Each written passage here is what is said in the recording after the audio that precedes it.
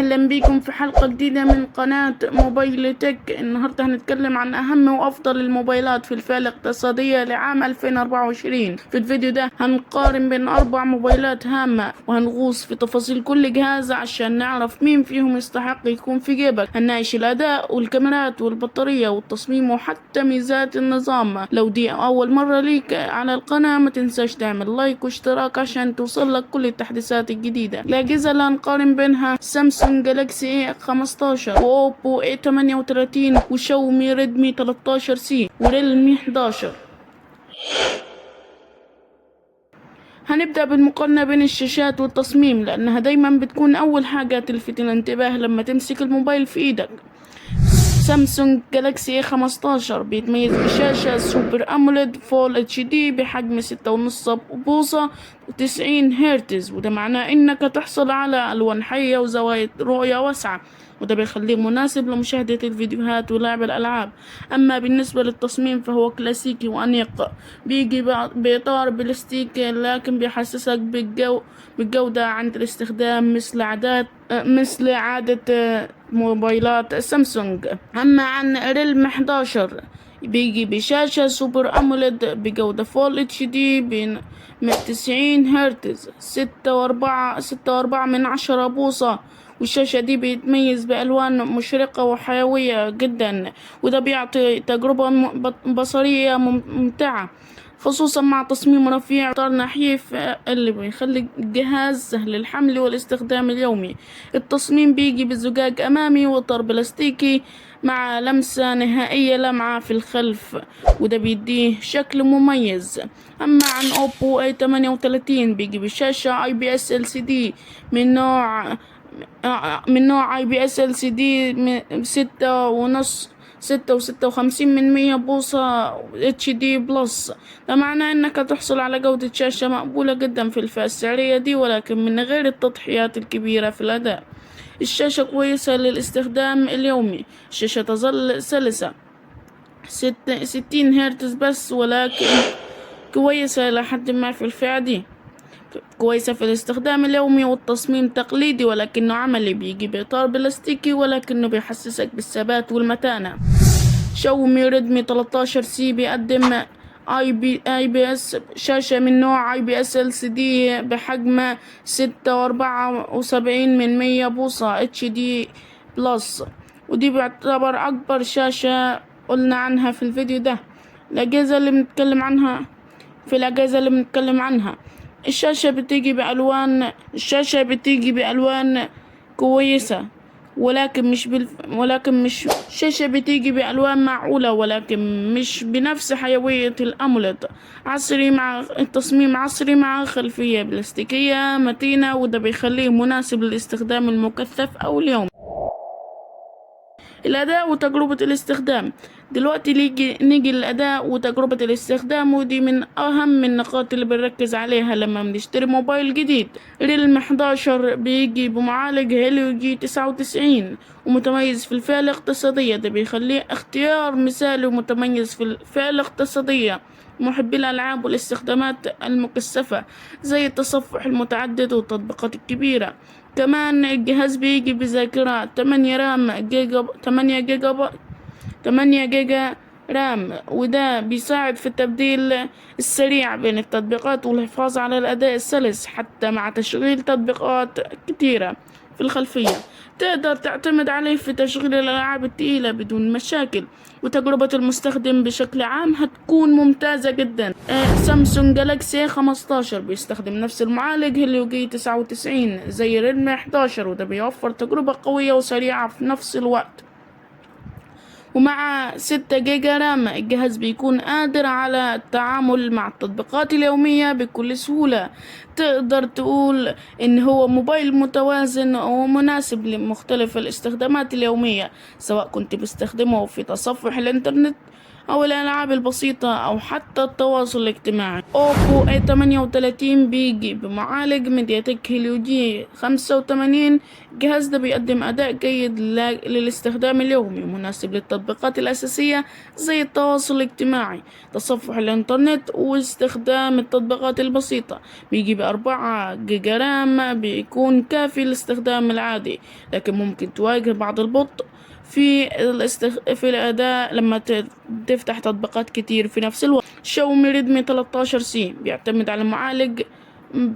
على معالج ميديا تك هيليو جي 85 اللي بيقدم أداء مقبول برضو، ولكن الذاكرة 3 جيجا رام ممكن تكون محدودة شوية مقارنة بالمنافسين، وده بيخلي الأداء في التطبيقات التقيلة أو التبديل بين التطبيقات أقل سلاسة.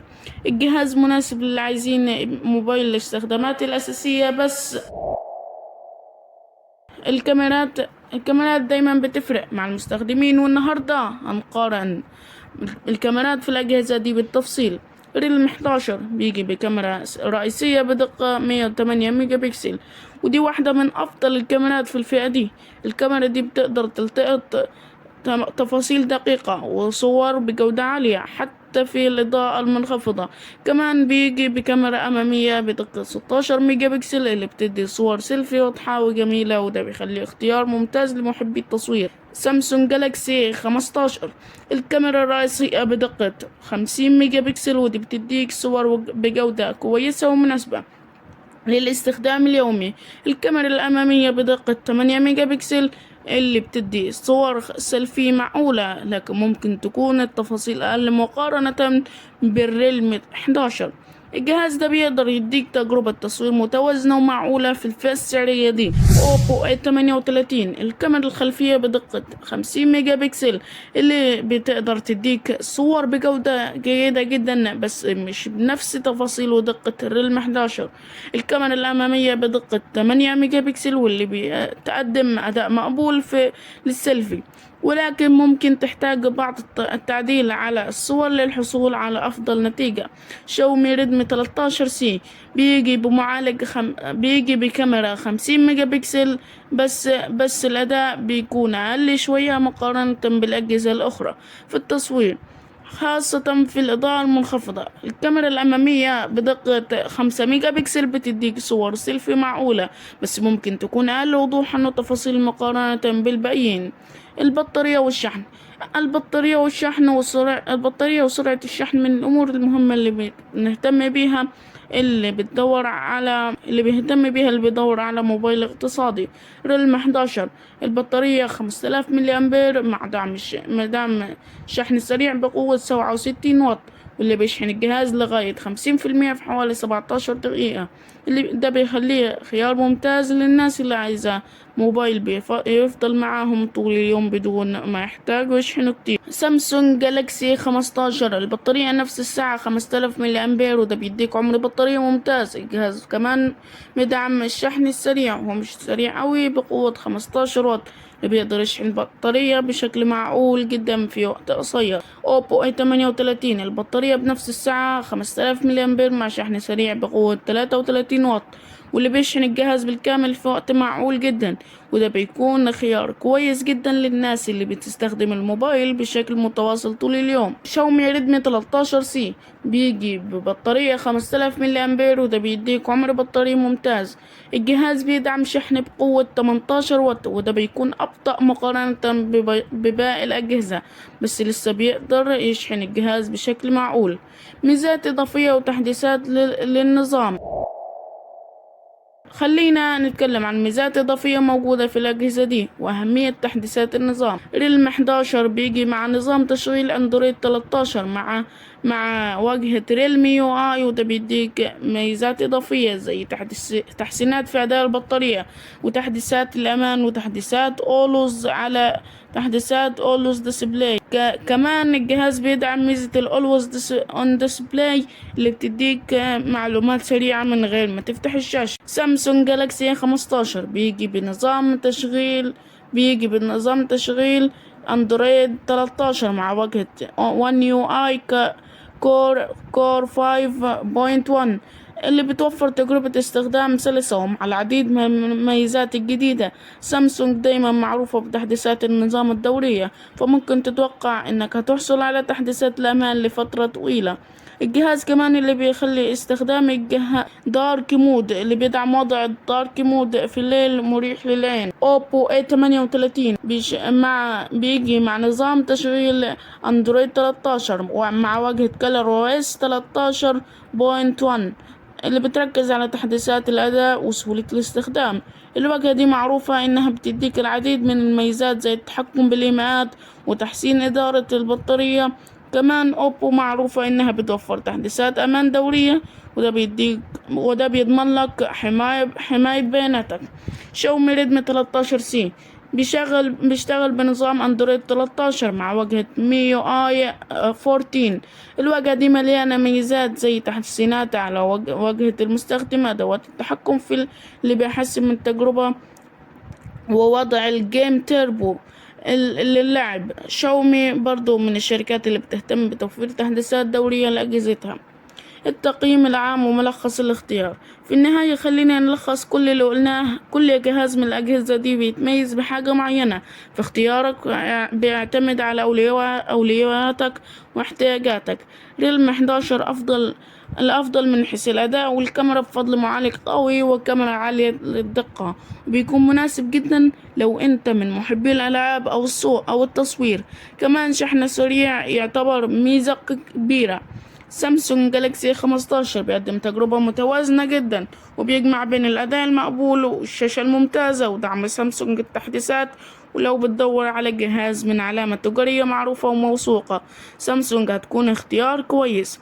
اوبو A38 لو بتدور على موبايل اقتصادي مع أداء بيكون خيار مميز. بيكون A38 جهاز A38 جيد وكاميرا معقولة. اوبو مناسب للاستخدام اليومي مع ميزات واجهة سهلة الاستخدام. شاومي ريدمي 13C بيكون مناسب جدا لو بتدور على جهاز ببطارية كبيرة وسعر منخفض. الشاشة كبيرة بتخليه اختيار كويس للمشاهدة ولعب الألعاب، لكن الأداء مش بنفس قوة باقي المنافسين. في النهاية اختيارك للموبايل الأنسب بيرجع لاستخدامك وميزانيتك. الريلم 11 بيقدم أفضل أداء وكاميرا، لكن لو تدور عن موبايل اقتصادي ببطارية ممكن يكون الأفضل ليك شاومي ريدمي 13C. شاركونا في التعليقات ايه أكتر موبايل عجبكم وليه. ما تنسوش اللايك والاشتراك، واشوفكم في الفيديو الجاي. سلام.